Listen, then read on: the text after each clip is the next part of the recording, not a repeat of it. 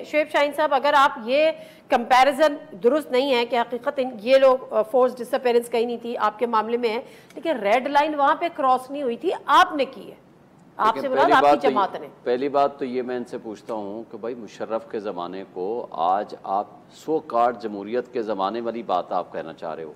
मुझे बताएं 2018 में कितने लोग आपके गिरफ्तार, कितने लोग उठाए गए, कितने लोगों को गायब कर दिया गया। जहाँ तक हमले की बात करते हैं, मुझे बताएं, ये तो एक बंदा नहीं कोई फौत हुआ ना शहीद हुआ। एक मिनट सर, मिनाज साहब मैं बात कर लूं। मिनाज साहब आपको टाइम मिलेगा, मैं बात मुकम्मल कर लूं। मिनाज साहब बात मुकम्मल करने दें। आप मुझे बताएं, तैयारा ऊपर है हवा में, एक मिनट मिनाज साहब, तैयारा हवा में है, आप कहते हो इनको कहीं भी ले जाओ, इंडिया ले जाओ, किसी मुल्क ले जाओ, बेशक गिरता है गिरने दो। क्या ये जुर्म नहीं था? किसके साथ था ये? अदालत में कौन लोग थे?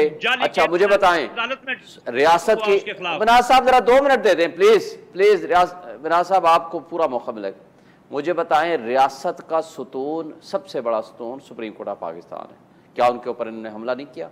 क्या वो हमला जायज़ है और काबिल कबूल है? बाकी छोड़ दें, अभी ये PDM के सरबराह ने जो कि रियासती इदारों की सरपरस्ती में चीफ जस्टिस ऑफ पाकिस्तान को जो गालियां दी, वहां खड़े होकर जिन्होंने नारे लगाए और जो गुफ्तगू की, आप ये कह रहे हैं कि जो 9 मई को हुआ वो जस्टिफाइड था? मैं नहीं कहता, मैं कहता हूं भाई जिसने किया गलत किया ना। क्या उसकी आड़ में आज 60% या 70% आबादी को आप तबाह बर्बाद कर देंगे? पार्टी चेयरमैन की हिदायत थी बकौल परवेज वो उस्मान डार साहब के साथ कि उनकी प्लानिंग थी, उनकी आप उस्मान डार को की बात को आप इंडोर्स कर रही हैं कि एक शख्स को अगवा किया गया, बजाय इस बात के कि पहले उसको कंडेम करें। एक बंदा अंडर कस्टडी है, आप उसकी की जाने वाली स्टेटमेंट की हैसियत है कि अगर इनके पास कोई एविडेंस था। इस्लामाबाद के एडिशनल सेशन जज फरोख बलोच ने यहाँ फैसला दिया है 9 मई के ऊपर, वो that has attend finality, prosecution ने उसको चैलेंज ही नहीं किया। उन्होंने कहा एक शख्स जेल में, एक शख्स अंडर कस्टडी है, जिस शख्स जो जमानत के लिए गया हुआ था उसको उठाकर आप ले गए, रियासती दहशतगर्दी करते हुए हाई कोर्ट पे हमला हुआ, शीशे तोड़े, वकीलों को तशद्दुद का निशाना बनाया, अमले को तशद्दुद का निशाना बनाया, उठा के ले गए।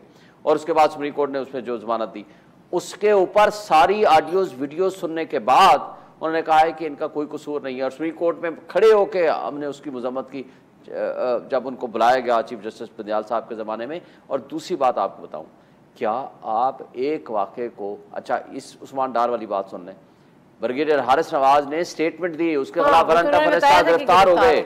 मुझे बताएं, गिरफ्तारी के 25 दिन के बाद ठीक है वो आते हैं, वो सीधा किसी अदालत में जाए बगैर वो मीडिया हाउस में लैंड करते हैं। वो कौन लेकर आए? तो आप अगर उस पर तहकीकात की बजाय जुल्म जबर बर्बरियत भी करें और उनको वादा माफ गवाह भी बनाएं और उसको बुनियाद बनाकर कहें कि आप मुजरिम हो गए, मामला मैं ये कहता हूं कहीं ना कहीं तो बात आगे बढ़नी है ना। यही तो हम कहते हैं, जब हम आगे बढ़ने की बात करते हैं तो वो आप ही की बात करें। लेकिन देखिए, हम आगे बढ़ने की बात करते हैं। क्या इस मुल्क को जमहूरियत के मुताबिक चलाना है? क्या इस मुल्क को आइन के मुताबिक चलाना है या नहीं? जमहूरियत के मुताबिक चला कब है? जमातों में जमहूरियत नहीं है। महमूद मौलवी साहब बिल्कुल दुरुस्त फरमा रहे हैं। मुझे जरा बात करने दें सर, मैं वापस आती हूँ।